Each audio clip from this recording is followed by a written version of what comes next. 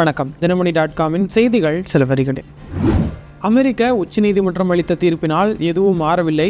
India வரி செலுத்தும், America வரி செலுத்தாது என்று அந்நாட்டு அதிபர் டொனால்ட் ட்ரம்ப் விளக்கமளித்துள்ளார். இந்தியா உள்பட உலக நாடுகளின் பொருட்கள் மீது விதிக்கப்பட்ட பரஸ்பர இறக்குமதி வரி உட்பட அரசு அவசர அதிகாரங்கள் சட்டத்தின் கீழ் அமெரிக்க அதிபர் டொனால்ட் ட்ரம்ப் விதித்த வரிகள் செல்லாது என்று அந்நாட்டு உச்சநீதிமன்றம் தீர்ப்பளித்திருந்த நிலையில் ட்ரம்ப் இவ்வாறு கூறியுள்ளார். பிரதமர் மோடி ஒரு சிறந்த மனிதர் என கூறிய அவர், நாங்கள் இந்தியாவுடன் ஒரு ஒப்பந்தம் செய்தோம். அந்த ஒப்பந்தத்தின் மூலம் நாங்கள் இந்தியாவுக்கு வரிகளை செலுத்த மாட்டோம், அவர்கள் செலுத்துவார்கள். ஏற்கனவே இருந்த நிலையை நாங்கள் கொஞ்சம் தலைகீழாக மாற்றியுள்ளோம் என கூறியுள்ளார். தில்லியில் நடைபெற்று வரும் உலகளாவிய செயற்கை நுண்ணறிவு திறன் தாக்க உச்சி மாநாட்டு அரங்கிற்குள் இளைஞர் காங்கிரஸ் அமைப்பைச் சேர்ந்த சிலர் மேலாடை இல்லாமல் அரை நிர்வாணமாக போராட்டம் நடத்தியிருப்பதற்கு பாஜக தேசிய செய்தி தொடர்பாளர் சுதான்ஷு திரிவேதி கண்டனம் தெரிவித்துள்ளார்.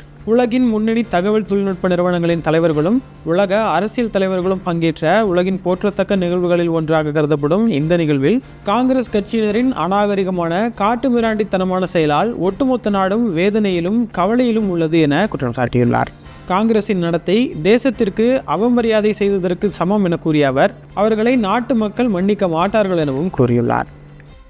மதுரை தமுக்கம் திடல் முதல் நெல்பேட்டை அண்ணா சிலை வரை கட்டப்பட்டுள்ள புதிய பாலத்தை இன்று முதல்வர் மு.க. ஸ்டாலின் திறந்து வைத்தார். 213 கோடி ரூபாய் செலவில் 2 கிலோமீட்டர் நீளத்தில் கட்டப்பட்டுள்ள இந்த பாலத்துக்கு நேதாஜி சுபாஷ் சந்திரபோஸ் மேம்பாலம் என முதல்வர் மு.க. ஸ்டாலின் பெயர் சூட்டிய நிலையில் இன்று அது திறக்கப்பட்டது. சிவகங்கையில் புதிதாக அமைக்கப்பட்ட மருது சகோதரர்களின் உருவ சிலைகளை காணொலி வாயிலாக திறந்து வைத்த அவர், மதுரை ஸ்ரீ மீனாட்சி அரசு மகளிர் கல்லூரியில் மேம்படுத்தப்பட்ட கணினி ஆய்வகத்தை தொடக்கி வைத்தார். OPS மற்றும் அவரது ஆதரவாளர்கள் பேசியதை கூட்டணிக்கு வருவதற்கான அறிகுறியாக எடுத்துக்கொள்ளலாம்.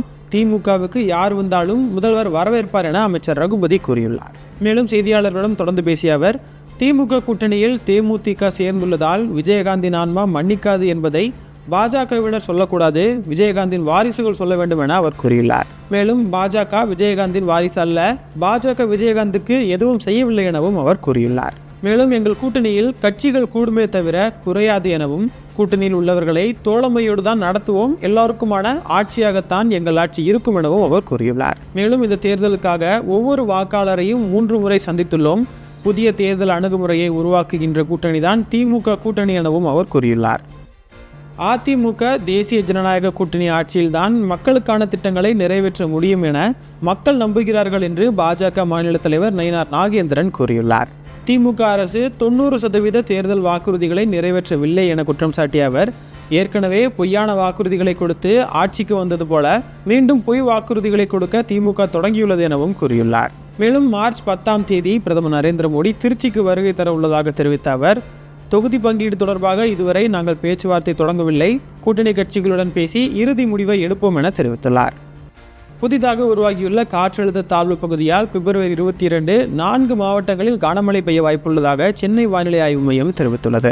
கன்னியாகுமரி, திருநெல்வேலி, தூத்துக்குடி மற்றும் விருதுநகர் மாவட்டங்களில் ஓரிரு இடங்களில் இடி மின்னலுடன் கூடிய கனமழை பெய்யக்கூடும் எனவும் தெரிவிக்கப்பட்டுள்ளது.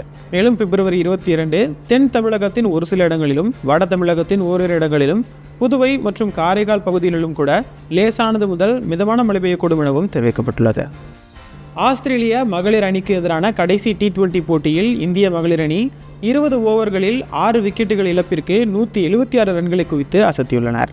ஆஸ்திரேலியாவுக்கு சுற்றுப்பயணம் மேற்கொண்டுள்ள இந்திய மகளிர் அணி முதல் T20யில் வென்று 2வது போட்டியில் தோல்வியுற்ற நிலையில் இந்த போட்டியில் அதிகபட்சமாக ஸ்மிருதி மந்தனா 82 ரன்களையும் ஜெமிமா ரோட்ரிக்ஸ் 59 ரன்களையும் எடுத்து அசத்தியுள்ளனர். நடிகர்கள் ரஜினிகாந்த் மற்றும் கமல்ஹாசன் நடிப்பில் உருவாகவிருக்கும் புதிய படத்தின் ப்ரோமோ வீடியோவை படக்குழு இன்று வெளியிட்டுள்ளது. இயக்குனர் நெல்சன் இயக்கத்தில் உருவாகவிருக்கும் இந்த திரைப்படத்திற்கு அனிருத் இசையமைக்கும் நிலையில் படம் குறித்த முக்கிய அறிவிப்புகள் விரைவில் வெளியாகும் என எதிர்பார்க்கப்படுகிறது. தினமணி.comஇன் செய்திகள் சில வரிகளில் நிறைவடைந்தது. மீண்டும் சந்திப்போம். வணக்கம்.